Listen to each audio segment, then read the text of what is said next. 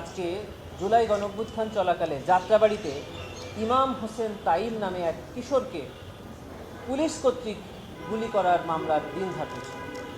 আপনারা জানেন যে ইমাম হোসেন তাইম একজন পুলিশ কর্মকর্তার ছেলে এবং তাকে সরাসরি আরেকজন পুলিশ কর্মকর্তার গুলি করার ভিডিও আমরা সোশ্যাল মিডিয়াতে দেখতে পাই।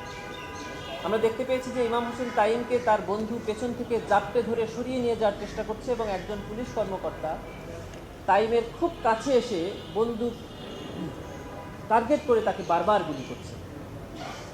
সেই মামলার আজকে অভিযোগ গঠনের দিন ধার্য ছিল। মাননীয় ট্রাইব্যুনাল 11 জন আসামির বিরুদ্ধে অভিযোগ গঠন করেছে এবং পরবর্তী তারিখ দিয়েছেন সাক্ষ্য নির্ধারণের জন্য। এই মামলায় 2 জন আসামি আদালতে তাদের নির্দোষ দাবি করেছেন। অতএব এই মামলার পরবর্তীতে সাক্ষ্য গ্রহণ হবে। আপনারা জানেন যে আন্তর্জাতিক অপরাধ ট্রাইব্যুনাল আইনের বিধিমালার 26 ধারায় বলা আছে যে ট্রাইব্যুনালের 3 জন বিচারক বা যে কয়জন বিচারকই থাকেন না কেন 1 জন 2 জন বা 3 জন বসতে পারবেন। একমাত্র রায় ঘোষণার তারিখ এবং অপরাধ বা অভিযোগ আমলে গ্রহণের তারিখেই 3 জনকে বসতে হবে।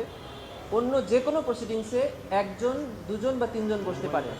এর পরের ধারায় বলা আছে যে 1 জন 2 জন বা 3 জন বসুক, ধরে নেওয়া হবে যে পুরো ট্রাইব্যুনালই বসেছে। অতএব আইনের কোনো ব্যত্যয় হয়নি, উনি ওনার ব্যক্তিগত কারণেই বসেন। জাহাজবাড়ি কল্যাণপুরে 2016 সালে মিরপুরের কল্যাণপুরে কিছু ইসলামী মনোভাবাপন্ন ব্যক্তিদেরকে একটি ভবনে, যার নাম ছিল জাহাজ বিল্ডিং, এই ভবনে আটক রেখে গুলি করে হত্যার অভিযোগে একটি মামলা ট্রাইব্যুনালে আছে।